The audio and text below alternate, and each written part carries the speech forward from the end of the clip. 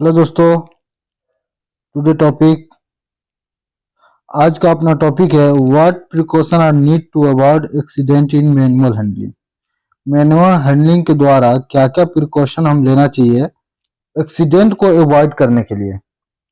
Accident से बचने के लिए हमको क्या क्या मैनुअल हैंडलिंग में प्रिकॉशन लेना चाहिए, आज हम इसके बारे में बात करेंगे। टॉप 10 इसका पॉइंट है, 10 पॉइंट हम बताएंगे। अगर आप उस पर ध्यान देते हैं तो मैनुअल हैंडलिंग में एक्सीडेंट होने का बहुत कम चांस रहेगा। तो हम आगे देखते हैं कि वो क्या क्या 10 पॉइंट है जो हमको मैनुअल हैंडलिंग के दौरान एक्शन लेना चाहिए, प्रिकॉशन हमको लेना चाहिए एज ए सेफ्टी ऑफिसर। यहाँ हम देख रहे हैं सबसे फर्स्ट नंबर जो है मैनुअल हैंडलिंग का safe precaution, stand at safe distance from the load. सबसे पहले जो भी लोड है उससे सेफ डिस्टेंस में खड़ा होना चाहिए, सेफ डिस्टेंस बना के आपको रखना चाहिए। जो भी लोड है उससे सेफ डिस्टेंस बना के रखना चाहिए। जो भी उसमें इंक्लूड आदमी नहीं है वो लोग को उससे अलग होना चाहिए, और जो उसमें एंगेज है उसको अपना सेफ डिस्टेंस बनाकर रखना है। Sharp edge and burns are removed before lifting a material. जो भी शार्प एज है, जो भी तेज धार वाला सामान है, कुछ भी है, तो उसको लिफ्टिंग करने से पहले उसको रिमूव करना है, उसको कवर करना है, उसमें पैकिंग डालना है। उसके बाद ही हम उसका लिफ्टिंग के लिए प्लान करेंगे और उसका हम लिफ्टिंग करेंगे, मैनुअल लिफ्टिंग। थर्ड नंबर में हम देख रहे हैं PPE such as safety gloves and safety shoes are to be used. जो भी पीपीई है, ग्लव्स हो या सेफ्टी शूज है, वो हमेशा आपको यूज करना है। सेफ्टी शूज स्टील टू जो होता है वो आपको हमेशा यूज ही करना है, क्योंकि कभी कोई एक्सीडेंट हो जाए, मटेरियल हाथ से गिर जाए तो वो पैर में कोई नुकसान नहीं दे सकते, उंगली को कोई नुकसान न पहुंचा सके।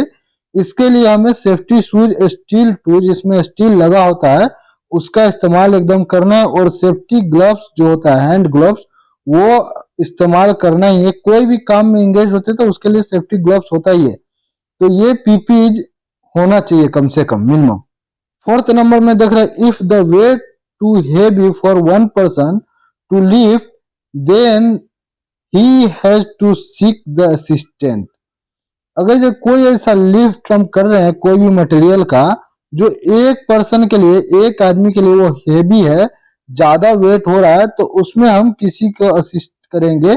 उसमें 2-3 आदमी का इन्वॉल्व करेंगे, 2-3 एम्प्लॉय को हम लेकर फिर हम उस वेट को हम लिफ्ट करेंगे मैनुअल लिफ्टिंग करने के टाइम में।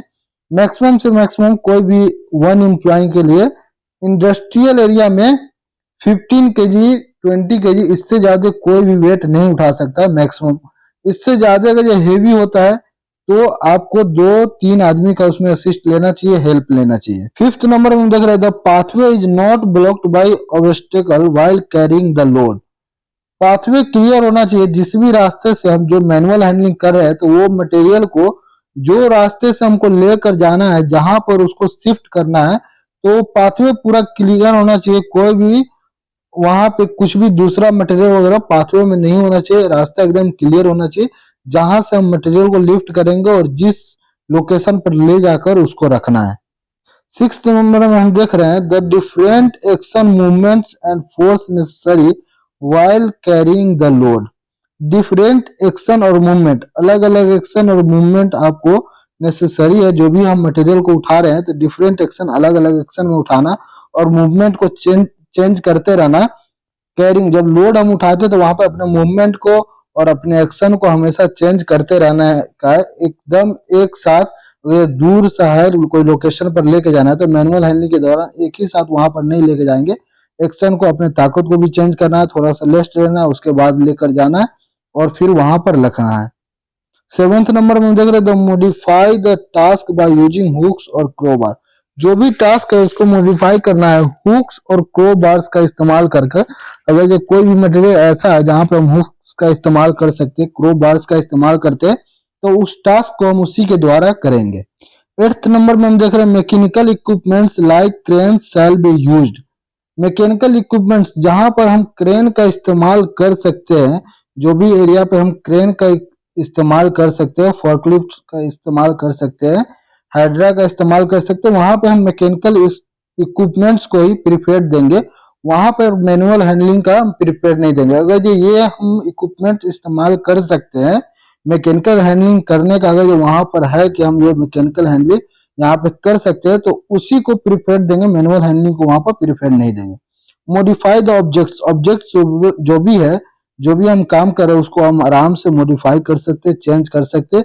अगर ये लगता है कि इसको चेंज करने से ये काम आसानी से हो सकता है तो उसको हम चेंज कर सकते हैं, वहां पर ज्यादा हम लोड लेकर काम नहीं करेंगे।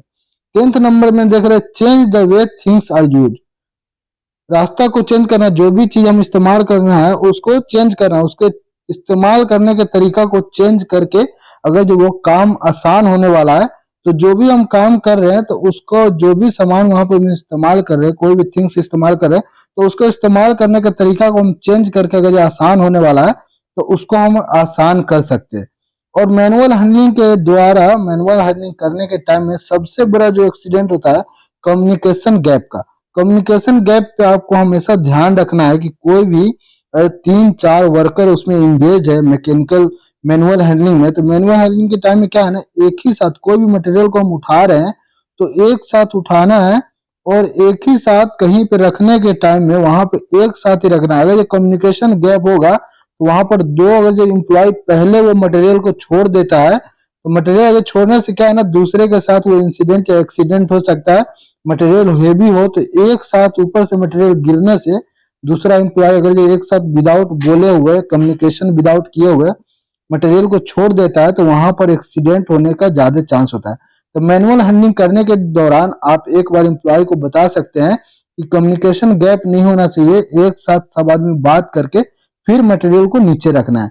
वीडियो अगर अच्छा लगा हो तो चैनल को सब्सक्राइब कीजिए, वीडियो को लाइक कीजिए कि हम और भी सेफ्टी के अच्छे अच्छे वीडियो हम आपको देते रहे। Thank you.